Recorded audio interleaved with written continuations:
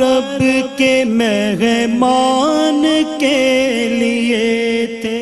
ناظرین خوش آمدید، آپ خصوصی پروگرام شب معراج کے تعلق سے دیکھ رہے ہیں تسلیم صابری کے ساتھ، اور یہ پروگرام جاری ہے اور ہمیں جوائن کیا ہے ہمارے نئے مہمانوں نے، ہمارے ساتھ تشریف فرما ہے ممتاز عالم دین، ممتاز اسکالر جناب مفتی محمد رمضان سیالوی صاحب۔ السلام علیکم مفتی صاحب، بہت شکریہ آپ کا۔ اور ایک اور ممتاز اسکالر ہیں مفتی غلام یاسین نظامی صاحب۔ السلام علیکم مفتی صاحب۔ وعلیکم السلام ورحمۃ اللہ۔ بہت شکریہ۔ اور معروف ممتاز استاد ثناخواہ الحاج اختر حسین قریشی صاحب نے ہمیں جوائن کیا ہے۔ السلام علیکم۔ وعلیکم بہت شکریہ بھائی صاحب آپ کی تشریف آوری کا۔ آپ کی آمد کا بھی بہت شکریہ۔ بہت شکریہ۔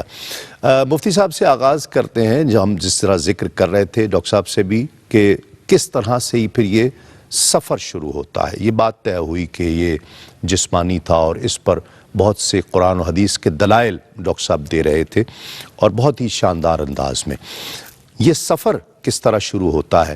ایک تو میں ذکر کرنا چاہتا ہوں کہ ایک مختصر سا حصہ ہے جس میں ذکر آتا ہے کہ بستر کی گرمی بھی ختم نہیں ہوئی ہے، پانی چل رہا ہے وضو کا، اور کنڈی ہل رہی ہے، اور آقا علیہ الصلوۃ والسلام اتنا طویل سفر کہ جس کے زمانے کا تعین ہی نہیں کیا جا سکتا کہ اس سفر میں کتنا، اس سیر میں کتنا عرصہ گزرا ہے۔ اس حوالے سے آغاز کرتے ہیں۔ بہت شکریہ محترم صاحبزادہ تسلیم احمد صابری صاحب۔ میں سب سے پہلے تو بہت زیادہ خوشی مسرت آپ کے ساتھ ہمارا تعلق حضور داتا صاحب کی نسبت سے بہت پرانا، اور اس اے آر وائی فیملی الحمدللہ اور اپنے گھر میں جی میرا گھر ہے یہ۔ بہت خوشی ہوئی۔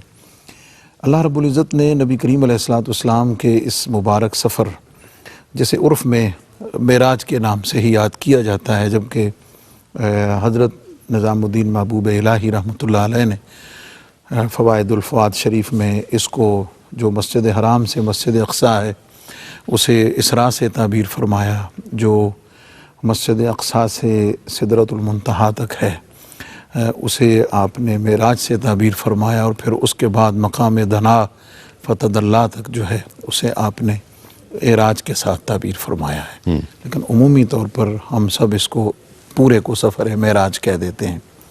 اس کے انوار و تجلیات اور اس کی برکات اور اس کے جو مشاہدات اور اس کے جو ڈیفرنٹ پہلو ہیں، نبی کریم علیہ الصلوۃ والسلام کی ذات بابرکات اور نفس معجزہ پر، اس کا ایک پہلو یہ ہے کہ اللہ رب العزت نے بنی اسرائیل، سورہ بنی اسرائیل 15ویں پارے میں جو موسٹ ریلیونٹ آیت ہے اس حوالے سے، اس میں اللہ نے اس کی جو وقت ہے کہ یہ اتنا طویل سفر جی ہاں، جس کو شاید ہم بیان کرنے لگ جائیں تو پتہ نہیں کتنا وقت لگے، تو طے کرنے والے نے کتنا وقت لگایا ہو، جی ہاں، اس کو رب کائنات نے لیلاً فرمایا ہے۔ سبحان الذی اسریٰ بعبدہ لیلاً۔ اور مفسرین فرماتے ہیں کہ اس پر جو تنوین ہے، دو زبر ہیں، وہ تقلیل کے لیے ہے، مزید تقلیل ہے، مزید تقلیل کے لیے۔ تقلیل کا مطلب کہ ان اے شارٹ ٹائم، بالکل تھوڑے سے وقت میں یہ سارا مرحلہ طے ہو گیا ہے۔ اب اس کا ایک پہلو، اس مختصر سے وقت کا گزرنا اور اتنے طویل سفر کا طے ہونا، اس کی ایک سمجھانے کے لیے اس کی تعبیر اور اس کی تشریح عرفاء نے، اولیاء نے، علماء نے جو بیان فرمائی ہے کہ نبی کریم علیہ الصلوۃ والسلام کی جو نورانیت ہے وہ اس کائنات ارضی و سماوی کے ذرے ذرے میں جلوہ فرما ہے۔ واہ واہ، اس کا فیضان جلوہ فرما ہے، سبحان اللہ۔ اور یعنی قدرت خداوندی ہے، قدرت خداوندی ہے، وہی اصل محور ہے، لیکن جلوہ اور فیضان نورانیت مصطفیٰ کریم، کیا بات، سبحان اللہ، سبحان۔ اور وہ نورانیت مصطفیٰ کریم صلی اللہ علیہ وسلم اس کائنات کے لیے بمنزلہ روح کے ہے۔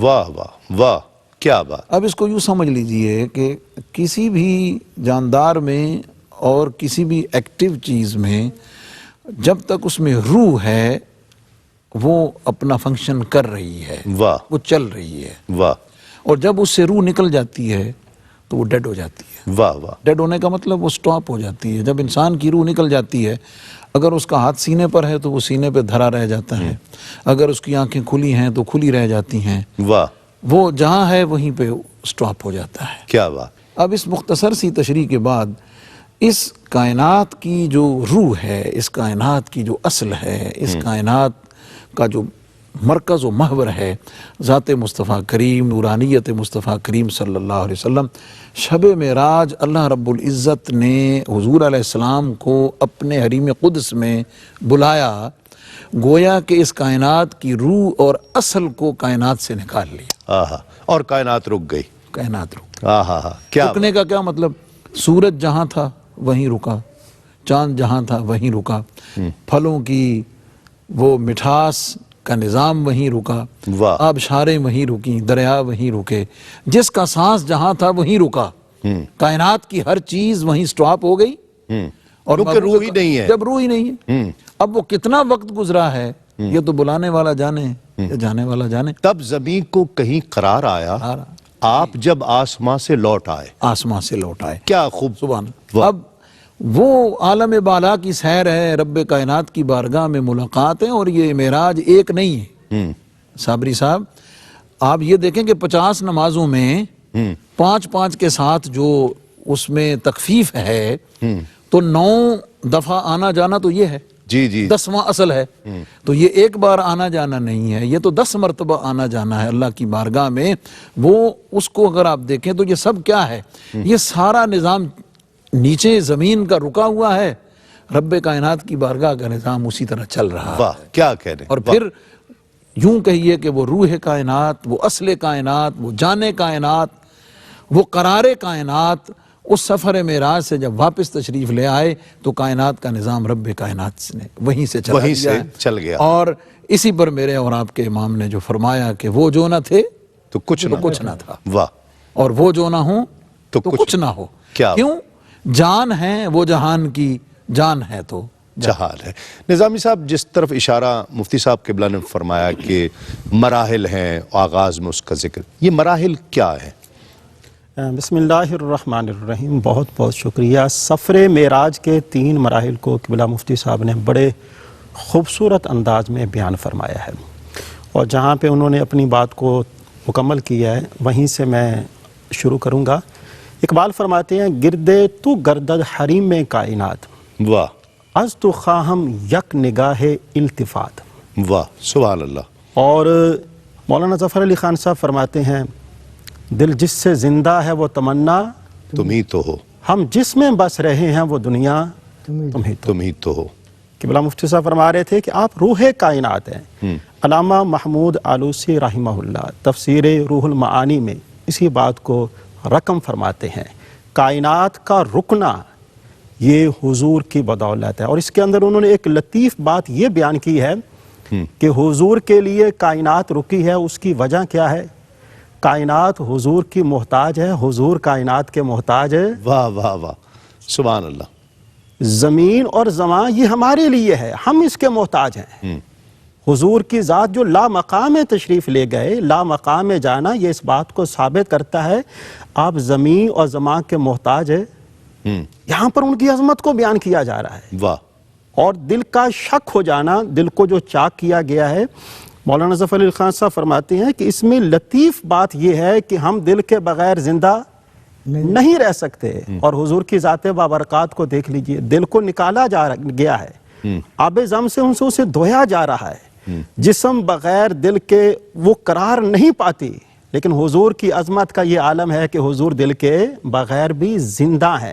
اس میں لطیف بات یہ ہے اور سمجھایا یہ جا رہا ہے کہ اللہ کا شکر ادا کیجئے کہ جس نے آپ کو اتنی محبوب ہستی عطا فرمائی ہے، اور اس محبوب ہستی کی غلامی کا آپ کو شرف عطا فرمایا ہے، اور یہ شرف اس لیے ہے تاکہ آپ کا تعلق اللہ کی ذات کے ساتھ بھی مضبوط رہے اور اللہ کے پیارے رسول کی ذات کے ساتھ بھی مضبوط رہے۔ اور یہ جو معراج ہے، اس میں ہمارے لیے درس اور پیغام یہ ہے، نبی معظم فرماتے ہیں کہ معراج، میری معراج تو وہ ہے، جس طرح کہ وہ ایک شاعر نے بڑی خوبصورت بات لکھی ہے، تیری معراج کہ تو لوح و قلم تک پہنچا، میری معراج کہ میں تیرے قدم تک پہنچا۔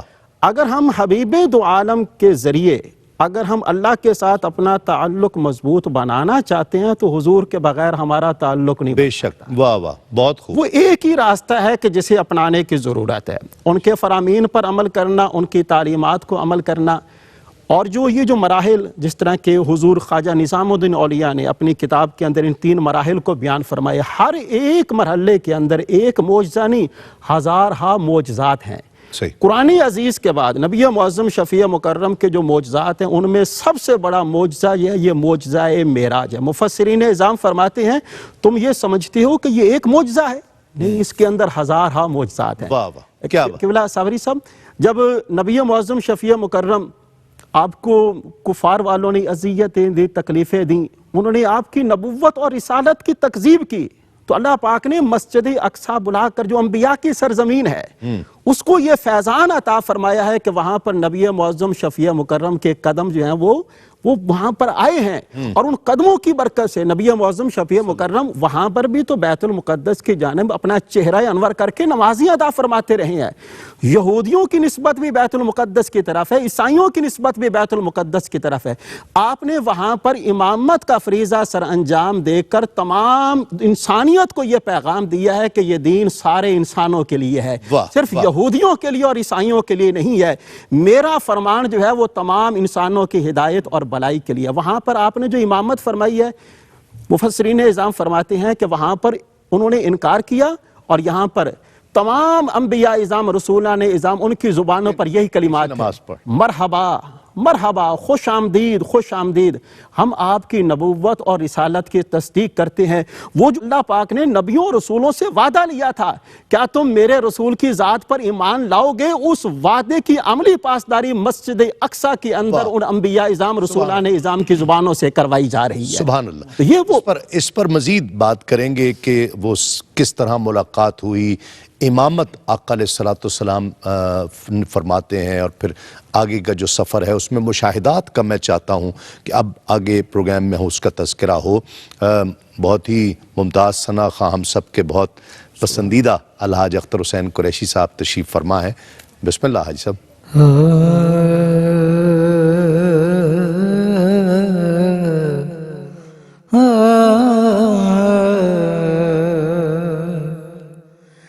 دونوں عالم ہیں نور علی نور، کیوں کیسی رونق فضا آج کی رات ہے. یہ مسرت ہے کس کی ملاقات کی، عید کا دن ہے یا آج کی رات ہے. دونوں عالم ہے نور علی نور، کیوں حق نے فرمایا ہے میرے پیارے نبی، مانگ لے چاہیے دو تجھے اس گھڑی، مانگ لے چاہیے جو تجھے اس گھڑی. شاہ نے فرمایا امت گناہگار ہے، بخشوانا مجھے آج کی رات ہے. یہ مسرت ہے کس کی ملاقات کی. پھر کہا کہ نے جلوہ میرا دیکھ لے، پھر کہا حق نے جلوہ میرا دیکھ لے، میں تجھے دیکھ لوں تو مجھے دیکھ لے، میں تجھے دیکھ لوں تو مجھے دیکھ لے، اور جو تجھے دیکھ لے وہ مجھے دیکھ لے، جو تجھے دیکھ لے وہ مجھے دیکھ لے، دیکھنے کا مزہ آج کی رات ہے۔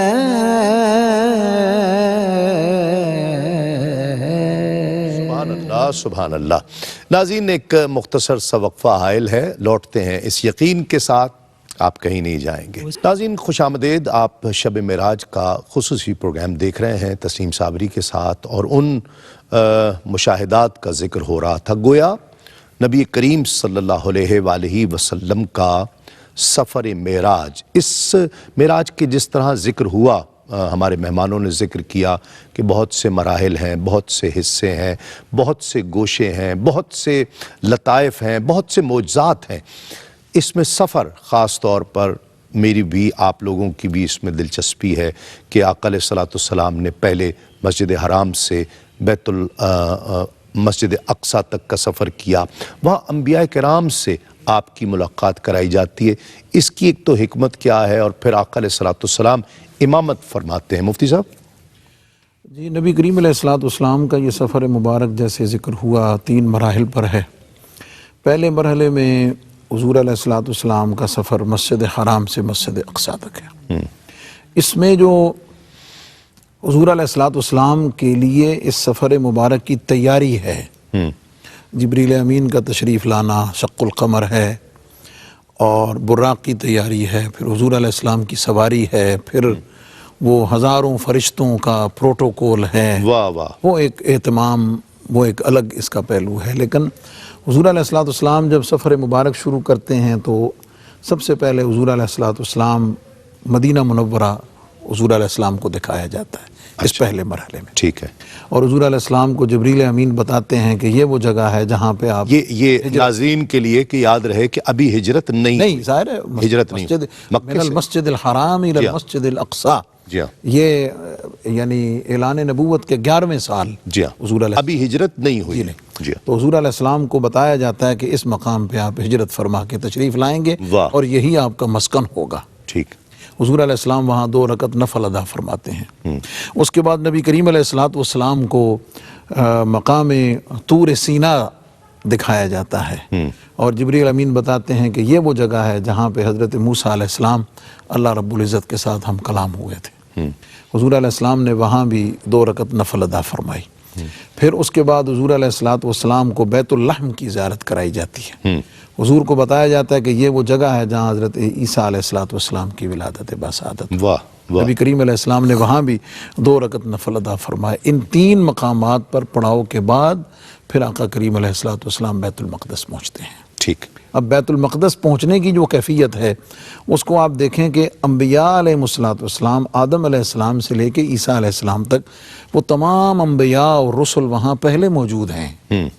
اس پہلے موجودگی کا کیا مطلب ہے کہ اس سفر کے آغاز سے پہلے ہی یہ سارا اہتمام، یہ پورا پہلے سے موجود ہے، واہ واہ، سب کو علم ہے سب کو علم ہے کہ اللہ کا محبوب آ رہا ہے، سب مدعو ہیں، انوائٹڈ ہیں بائی آرڈر کہ میرا محبوب تشریف لا رہا ہے، تم جہاں کہیں بھی ہو مسجد اقصیٰ میں پہنچو۔ واہ کیا وہ بات، منظر کیا ہوگا کہ تمام صفے باندھے کھڑے ہیں لیکن مصلی امامت خالی ہے۔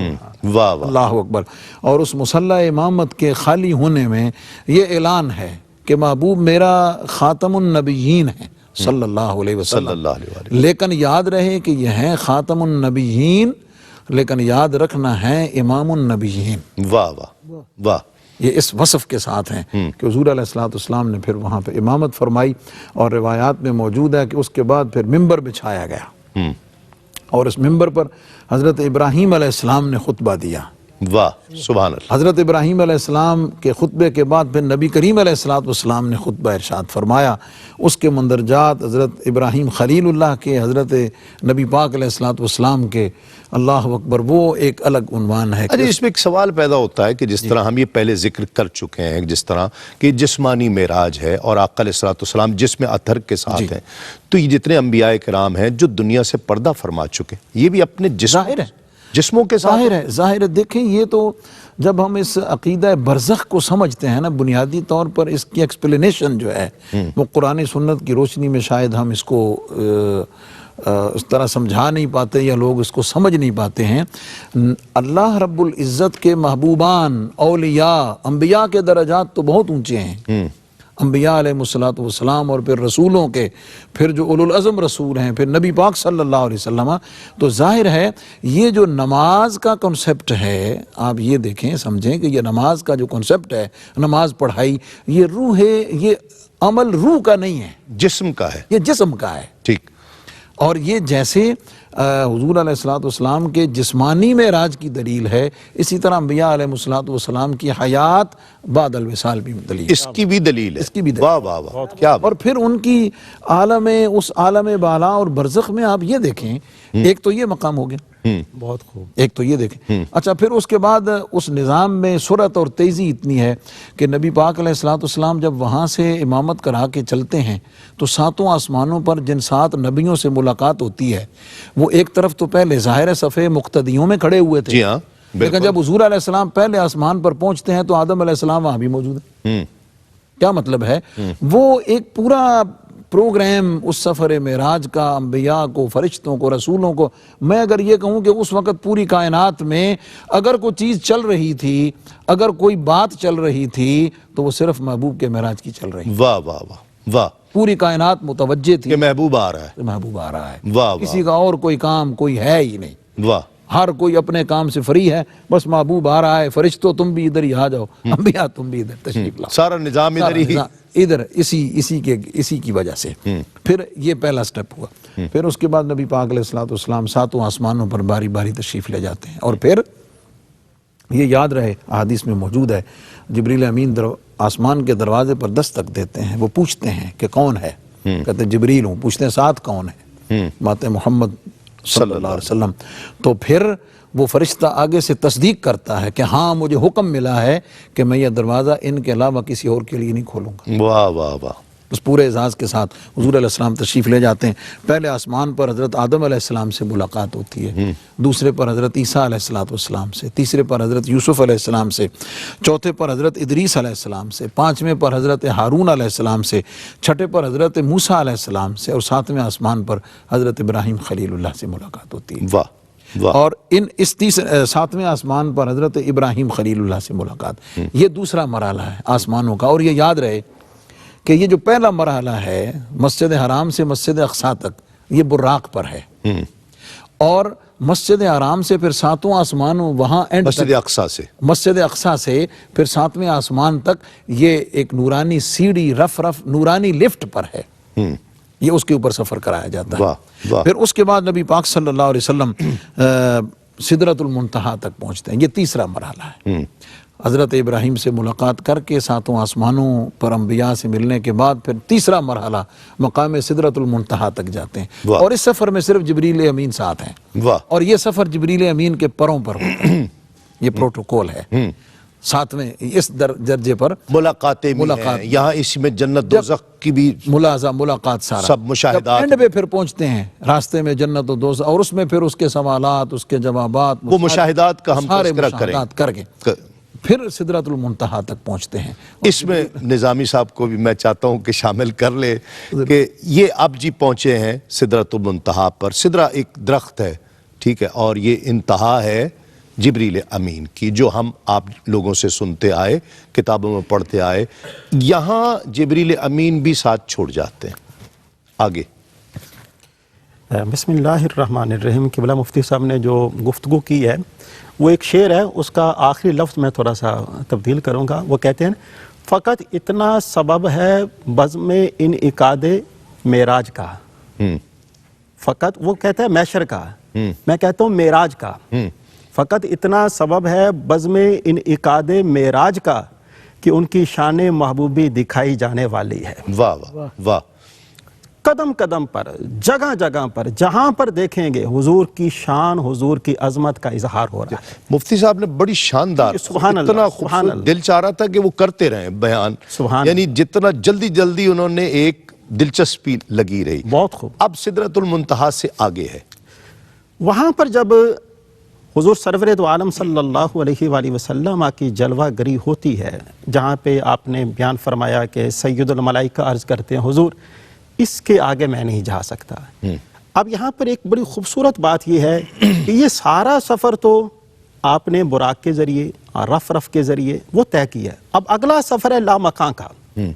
حبیب دو عالم صلی اللہ علیہ وآلہ وسلم فرماتے ہیں کوئی بات نہیں، آگے کا راستہ میں جانتا ہوں۔ واہ واہ واہ، تو یہ جو ساری چیزیں پیچھے ہوئی ہیں نا، یہ جو آپ نے فرمایا ہے کہ آگے کا راستہ میں جانتا ہوں، اس میں ہمارے لیے پیغام یہ ہے کہ جو خدا کے لامکاں کے راستوں کا جاننے والا ہے، اس کے لیے مکاں کے راستوں کا جاننا کون سی بڑی بات ہے۔ واہ واہ، اللہ کا عرفان جو ہے وہ حضور کے بغیر ناممکن ہے جی۔ بڑی ذمہ داری سے میں یہ عرض کر رہا ہوں، اللہ کا عرفان حضور کی ذات کے بغیر، اللہ کا کلام ہے جسے کلام مجید فرقان حمید کہا جاتا ہے، وہ حضور کی زبان کے بغیر، حضور کے عمل کے بغیر ہم لوگ اس کی تفسیر اور تشریح نہیں کر سکتے۔ اللہ کا کلام ہے، اللہ کے کلام کو حضور کے ذات کے بغیر نہیں سمجھا جا سکتا، تو اللہ کی ذات کو حضور کے بغیر کیسے سمجھا جا سکتا ہے۔ وہاں پر جب آپ آگے تشریف لے جاتے ہیں، آپ کا آگے استقبال کیا جاتا ہے، وہ جو ساری کی ساری حدود و قیود ہیں وہ ختم ہو جاتی ہیں۔ وہ جس کو سورہ نجم کے اندر بیان کیا گیا، ثم دنا فتدلی فکان قاب قوسین او ادنا، واہ واہ، وہ جس کو قرب خاص کا نام دیا گیا ہے۔ ہائے ہائے ہائے، اس قرب خاص میں جب اللہ کے پیارے حبیب کی جلوہ گری ہوتی ہے، آپ وہاں پر اپنی طرف سے وہ جو ہم تشہد کے اندر بیان کرتے ہیں، التحیات للہ والصلوات والطیبات، یہ اپنی طرف سے اپنا نذرانہ بندگی، نذرانہ جو عبدیت ہے یہ لے کر جاتے ہیں، تو اللہ کی طرف سے پھر آپ پر سلام کا نذرانہ پیش کیا جاتا ہے، السلام علیکہ ایھا النبی ورحمۃ اللہ وبرکاتہ۔ پھر جب یہ اللہ کی طرف سے یہ والا سلام کا نذرانہ پیش کیا جاتا ہے، پھر اللہ کے پیارے حبیب وہاں پر عرض کرتے ہیں الہ العالمین، جو میرے ماننے والے ہیں جن کو میں پیچھے چھوڑ کر آیا ہوں، وہ پھر اللہ پاک فرماتا ہے کہ ان کے اوپر بھی ہماری طرف سے سلام ہو۔ اور کتنا بڑا اعزاز ہے کہ اللہ کے پیارے حبیب لا مقام اللہ کی بارگاہ میں حاضر ہیں اور وہاں پر امت محمدیہ پر سلام کا نذرانہ پیش کیا جا رہا ہے۔ واہ واہ واہ، کیا بات۔ اور اگر قبلہ صابری صاحب، اگر ہم معراج کے تحائف کے اندر دیکھیں، جگہ جگہ پر اس کا ہم ذکر کریں گے، میں چاہتا ہوں اس کا ہم تفصیل سے اگلے سیگمنٹ میں خاص طور پر اس کا تذکرہ کریں کہ جو تحائف ہیں آقا علیہ الصلوۃ والسلام کے لیے، آپ کی ذات کے لیے جو اکرام ہے، الطاف ہے، وہ بھی، اور پھر آقا علیہ الصلوۃ والسلام کے وسیلے سے، حضور کی وساطت سے آپ کی امت کے لیے جو تحائف دیے گئے ہیں، کہ اتنا بڑا سفر ہے کہ یہ تاریخ انسانی کا وہ منظر ہے کہ جو انسان جس کا تصور بھی نہیں کر سکتا ہے، تو وہ تحائف بھی اتنے ہی عظمت والے ہوں گے، اس کا ہم خاص ذکر کریں گے ایک وقفے کے بعد۔ ناظرین خوش آمدید، شب معراج کا خصوصی پروگرام آپ دیکھ رہے ہیں تسلیم صابری کے ساتھ، اور اب وقت ہے کہ جب اتنا عظیم سفر ہے کہ آقا علیہ الصلوۃ والسلام کی تسلی کے لیے، آپ کی تشفی کے لیے، آپ کی خوشی کے لیے تو تحائف بھی ہوں گے، ذاتی الطاف و اکرام بھی ہوگا، اور پھر امت کے لیے بھی تحفے رب تعالیٰ نے عطا فرمائے۔ مفتی صاحب جی، میں عرض کر رہا تھا کہ اللہ کے بارگاہ میں نبی معظم شفیع مکرم کو جو معراج کی رات پہلا تحفہ دیا گیا وہ نمازوں کا تھا۔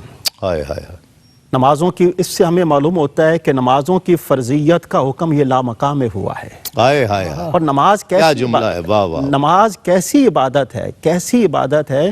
اللہ پاک نے اپنے پیارے حبیب کو اس عبادت کا تحفہ معراج کی رات عطا فرمایا ہے، بلا کر دیا ہے، بلا کر عطا واہ فرمایا، واہ، بلا کر عطا فرمایا۔ دوسرا، سورہ بقرہ کی آخری آیات وہ بطور خاص اللہ تعالیٰ نے اپنے پیارے حبیب کو عطا فرمائی ہیں، بہت زیادہ فضیلت ہے۔ جہاں پر یہ آیات مقدسہ پڑھی جاتی ہیں اللہ پاک ان آیات کی برکت سے وہاں پر ہر قسم کے شر کو دور فرما دیتا ہے، خواہ وہ شر نفس ہو، شر شیطان ہو یا شر انسان ہو، ہر قسم کے شر سے ان آیات کی برکت سے اللہ تعالیٰ اسے دور فرما دیتا ہے۔ تیسرا جو اللہ پاک نے اپنے پیارے حبیب کو معراج کا تحفہ عطا فرمایا ہے، وہ جناب وہ جو معراج کا تیسرا تحفہ ہے وہ اللہ کے پیارے رسول صلی اللہ علیہ وآلہ وسلم کی امت سے اس بات کا وعدہ کیا گیا ہے کہ ہم آپ کی امت کی بخشش فرما دیں گے۔ واہ واہ واہ، آپ نے جب معراج کا آغاز فرمایا ہے، جب جانے لگے ہیں تو سید الملائکہ سے پوچھا ہے میں جا رہا ہوں، بتاؤ میری امت کا کیا بنے گا؟ تو سید الملائکہ نے وہاں پر بھی حضور کی بارگاہ میں عرض کیا ہے رب کی طرف سے یہ پیغام ہے کہ ہم آپ کی امت کی بخشش فرما دیں گے۔ واہ، اب یہی پیغام جو ہے وہاں پر بھی دیا جا رہا ہے، میری امت کا کیا بنے گا؟ اللہ پاک کی طرف سے یہ پیغام دیا جاتا ہے، آپ کو یہ ہدیہ کیا جاتا ہے، یہ تحفہ دیا جاتا ہے کہ ہم آپ کی امت کی بھی بخشش کر دیں گے سوائے ان لوگوں کے جو شرک کرنے والے ہیں۔ پھر آپ جناب جب واپس تشریف لاتے ہیں، چھٹے آسمان پر جناب سیدنا موسیٰ علیہ السلام سے ملاقات ہوتی ہے، ساتویں پر جناب سیدنا ابراہیم علیہ السلام سے ملاقات ہوتی ہے۔ سیدنا ابراہیم علیہ السلام فرماتے ہیں کہ اے میرے بیٹے، جنت کی زمین بڑی زرخیز ہے اور آپ اپنی امت کو جا کر بتائیے کہ وہاں پر زیادہ سے زیادہ کھیت لگانے کی کوشش کیا کرے، درخت لگانے کی کوشش کیا کرے۔ عرض کیا کہ وہ درخت کیسے لگیں گے؟ تو آپ نے فرمایا سبحان اللہ الحمدللہ اللہ اکبر، ان اذکار کو اپنا معمول بنائیں، ان اذکار کی برکت سے آپ کے ناموں کے درخت وہاں پر لگیں گے۔ پھر جب چھٹے آسمان پر آتے ہیں تو جناب سیدنا موسیٰ علیہ السلام آپ کی بارگاہ میں عرض کرتے ہیں یا رسول اللہ آپ کو کیا تحفہ دیا گیا؟ تو آپ فرماتے ہیں 50 نمازیں۔ حقیقت یہ ہے کہ سیدنا موسیٰ علیہ السلام نے علماء کرام بیان فرماتے ہیں کہ 9 بار اللہ کی بارگاہ میں یہ دعا مانگی تھی ربی ارینی، اے اللہ مجھے اپنا آپ دکھا، اور 9 بار ہی دی، اور 9 بار ہی۔ تو یہاں پر وہ جو سیدنا موسیٰ علیہ السلام کی دعا ہے، اللہ دعا قبول فرماتا ہے، وقت لے گا تو اس کی حکمت ہے، وہ حکیم بھی ہے علیم بھی ہے، کس کو کیا عطا کرنا ہے اس سے بڑھ کر کوئی نہیں جانتا، کب عطا کرنا ہے۔ یہاں پر ان کی دعا کو پورا کروایا جا رہا ہے۔ حضور جو ہیں وہ ذات الہی کا مظہر ہیں، ان کی ذات کے ذریعے ان کو دیدار خداوندی کروایا جا رہا ہے۔ تو سیدنا موسیٰ علیہ السلام عرض کرتے ہیں یا رسول اللہ یہ تو 50 نہیں پڑیں گے، اب تخفیف کروا کر لائیے۔ 9 بار جب آپ جاتے ہیں تو جب آخری بار سیدنا موسیٰ علیہ السلام فرماتے ہیں کہ اب کتنی رہ گئی ہیں؟ 5 رہ گئی ہیں۔ تو وہ سیدنا موسیٰ علیہ السلام حضور کی بارگاہ میں عرض کرتے ہیں یا رسول اللہ ایک بار اور رب کی بارگاہ میں چلے جائیں اور یہ نمازیں بھی معاف کروا کر لائیں۔ تو اللہ کے پیارے حبیب فرماتے ہیں مجھے اب اپنے رب کی بارگاہ میں جانے سے حیا آتی ہے۔ جب یہ کلمات آپ ارشاد فرماتے ہیں فوراً سید الملائکہ حضور کی بارگاہ میں حاضر ہوتے ہیں، حضور آپ رب کا اتنا حیا کرنے والے۔ اللہ کی شان دیکھیے کہ اللہ پاک نے آپ کی امت پر کتنی کرم نوازی فرمائی ہے، وہ پڑھے گی 5 لیکن اللہ پاک ان 5 نمازوں کا ثواب 50 نمازوں کے برابر ان کو عطا فرمائے گا۔ یہ سارے کے سارے معراج کے تحائف ہیں جو اللہ پاک نے اپنے پیارے حبیب کو عطا فرمائے ہیں۔ جی مفتی صاحب آخر میں چند لمحات ہیں، مقصد کیا ہے معراج کا؟ یہ مقاصد معراج ہیں جی، ملٹیپل اس کے مقاصد ہیں جو مفسرین نے بیان فرمائے ہیں۔ سب سے بنیادی مقصد بطور معجزہ تو یہ ہے کہ اللہ رب العزت نے جس نبی کو بھی بھیجا تو اس کی قوم اور امت کے جو بھی کمالات تھے رب کائنات نے اس نبی کو ان تمام کمالات سے بڑھ کر اس کا رد کرنے کے لیے بہتر اور اعلیٰ اور عمدہ کمال بطور معجزہ عطا کر کے سبحان اللہ۔ بے شک۔ تو پہلا مقصد تو یہ ہے کہ اللہ نے اپنے محبوب علیہ السلام کو معراج کے ذریعے سے وہ شانیں، وہ مرتبے وہ عطا کر دیے ہیں بلندی کہ قیامت تک آنے والی انسانیت اپنی ریسرچ میں، تحقیق میں، سائنس میں، ٹیکنالوجی میں، کسی بھی فیلڈ میں وہ جہاں بھی پرواز کر لے گی سفر معراج کے سامنے آ کر سرنگوں ہو جائے گی، رک جائے گی۔ کیا اس کے علاوہ اللہ نے محبوب علیہ السلام کو تسلی دینے کے لیے بھی یہ سفر کرایا، جیسا کہ ذکر ہو چکا ہوگا کہ اسی سال حضرت سیدہ خدیجہ الکبریٰ رضی اللہ تعالیٰ سال عام الحزن قرار دیا۔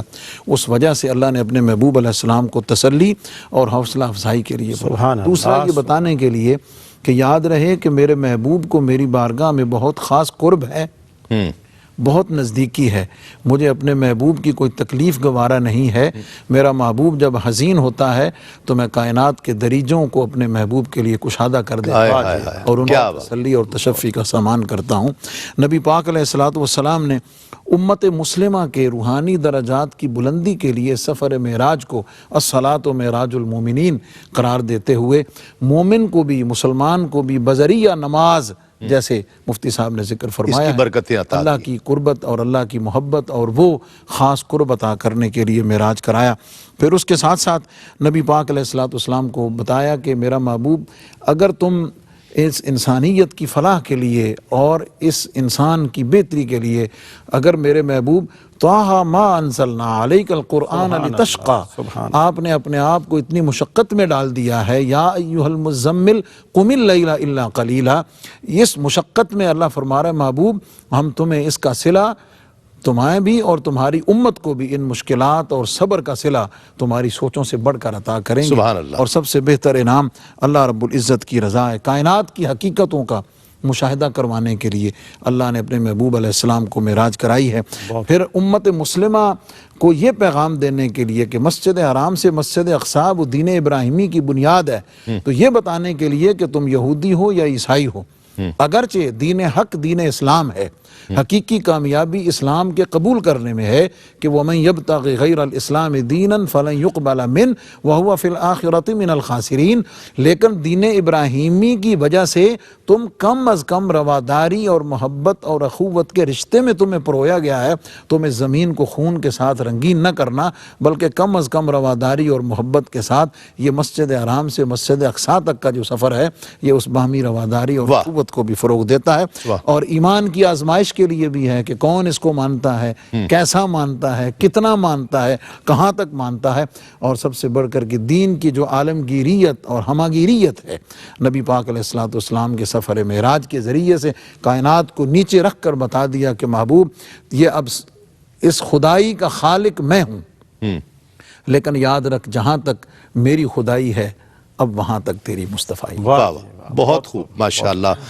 مفتی صاحب آپ کا بہت شکریہ، قبلہ مفتی صاحب آپ کا بہت شکریہ، حاجی صاحب آپ کا بھی بہت شکریہ۔ آخر میں کلام شامل کریں گے۔ ناظرین کرام، یہ سفر خوب سے خوب تر تھا، اور آقا علیہ الصلوۃ والسلام جس طرح یہ ذکر بار بار آیا کہ اللہ رب العزت نے یہ سب اہتمام اپنے محبوب کی خوشی کے لیے فرمایا، آپ کی تسلی کے لیے فرمایا، آپ کی جو قلبی اطمینان ہے اس کے لیے فرمایا ہے۔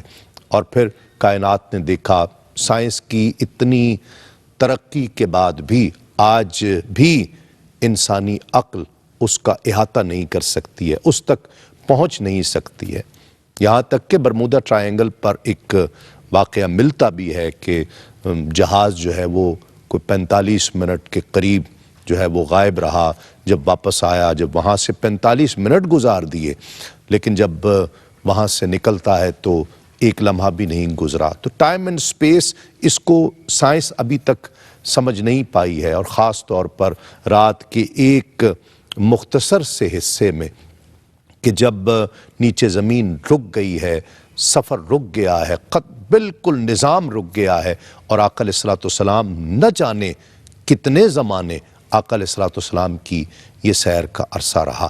مظفر وارثی نے کہا کہ دل چہرہ رسول خدا دیکھتا رہا، سورج طلوع ہوتا ہوا دیکھتا رہا، حد نظر پہ پڑتے رہے آپ کے قدم، پچھلی صفوں میں وقت کھڑا دیکھتا رہا۔ بہت شکریہ، انشاءاللہ آپ سے ایک مرتبہ پھر ملاقات ہوگی۔ تسلیم احمد صابری کو اجازت دیجیے۔ السلام علیکم، تسلیمات۔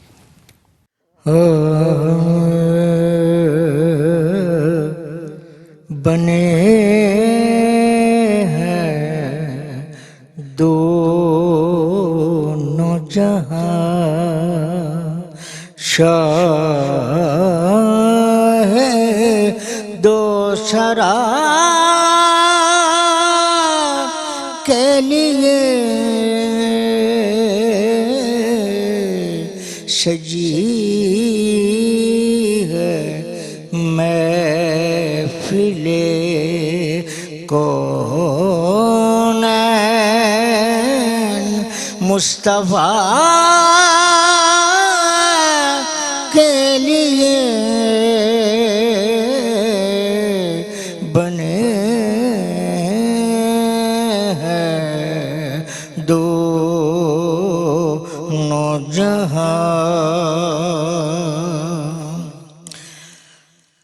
حضور نور ہے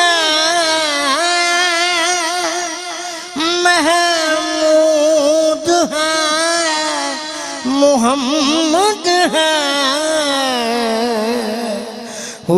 حضور نور ہے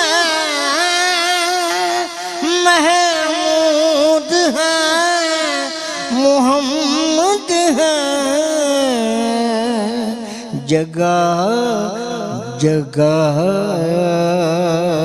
نئے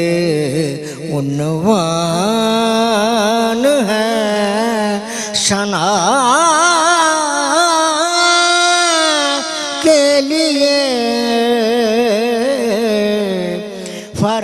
فراز طور پہ وہ بے نقاب کیوں ہوتے ہیں کہ آشنا کی تجلی تھی آشنا کے لیے کہ آشنا کی تجلی تھی آشنا کے لیے سجی ہے محفل کونین مصطفیٰ